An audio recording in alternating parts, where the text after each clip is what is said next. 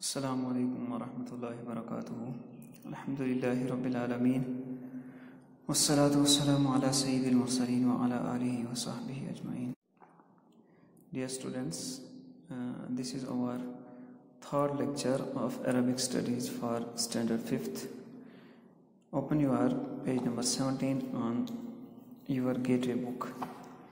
In previous lectures we studied about the subject and object along with their signs. We will recall instantly.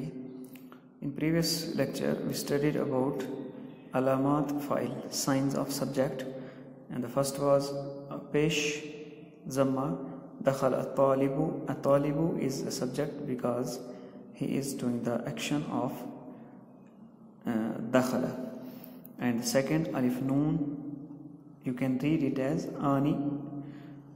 Example, akala as-sadiqani, two friends eat. تو یہ صدیقانی کیا ہے؟ فاعل ہے. اس کی علامت کیا ہے؟ الف اور نون ہے.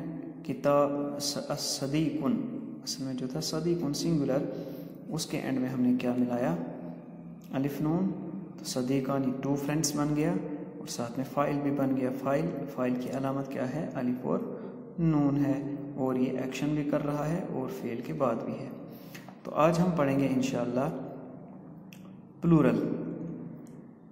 تو اسٹوڈنٹس یہاں پر دیکھیں، ہم نے جو پیچھے تثنیہ یا ڈول بنانے کا جو رول پڑھا تھا کہ الف نون ہم ایڈ کریں گے سنگولر میں. تو یہاں پر دیکھیں معلمن اور یہاں پر معلمانی. معلمن تک سارے لیٹرز سیم ہیں، میم عین لام میم، میم عین لام میم.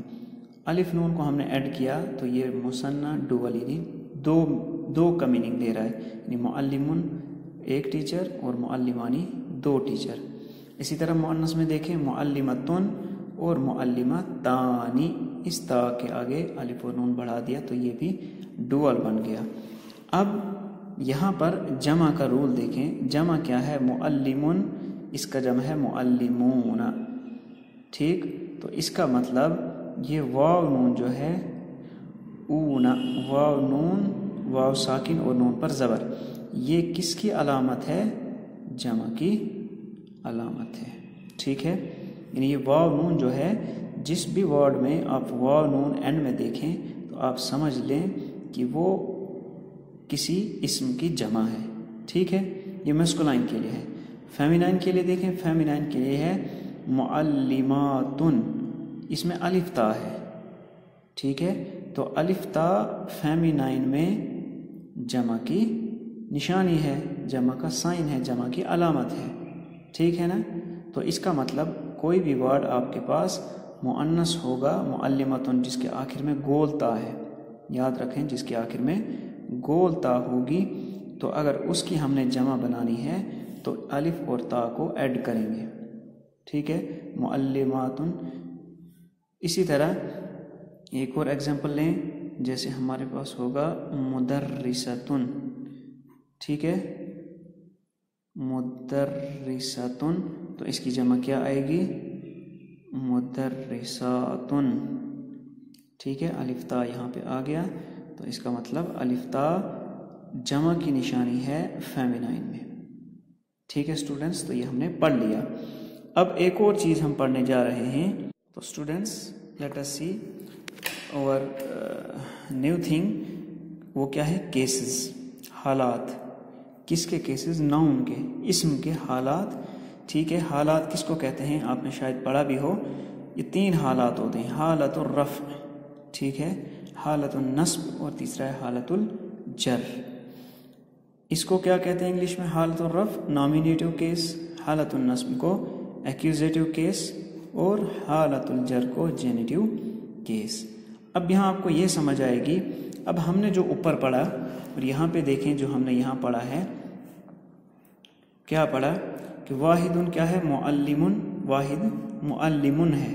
تو اس کا مطلب جو بھی ورڈ کسی بھی اسم کے اوپر، ناؤن کے اوپر اگر ایک پیش یا دو پیش ہے، ہم کہیں گے وہ حالت الرفع میں ہے، نامینیٹو کیس میں ہے. یا جو اس طرح جس کی اینڈنگ اس طرح سے ہو، جس اسم کی معلمانی کتابانی الف نون اور لاسٹ میں کسرہ، تو ہم کہیں گے یہ حالت الرفع میں ہے. اور وہ ورڈ تیسرا جس کے آخر میں واو اور نون جو جمع کی نشانی ہے، اس طرح کے ورڈز کو ہم کہیں گے یہ ورڈز کس حالت میں ہیں، حالت الرفع میں، یعنی نامینیٹیو کیس میں ہیں. تو یہ یاد رکھیں. آج کا لیکچر کنکلوژن ہمارا یہ ہے کہ یہ 3 چیزیں حالت الرفع کی 3 علامات ہیں، ایک پیش اور الف نون کے نیچے کسرہ اور آخر میں واو اور نون. اس کے علاوہ اور بھی علامات ہیں لیکن ہمارے سلیبس میں اتنا ہی ہے. تو فی الحال اس کو ریوائز کیجئے. تو اگلے لیکچر میں انشاءاللہ آگے اور حالات پڑھیں گے. السلام علیکم ورحمۃ اللہ وبرکاتہ.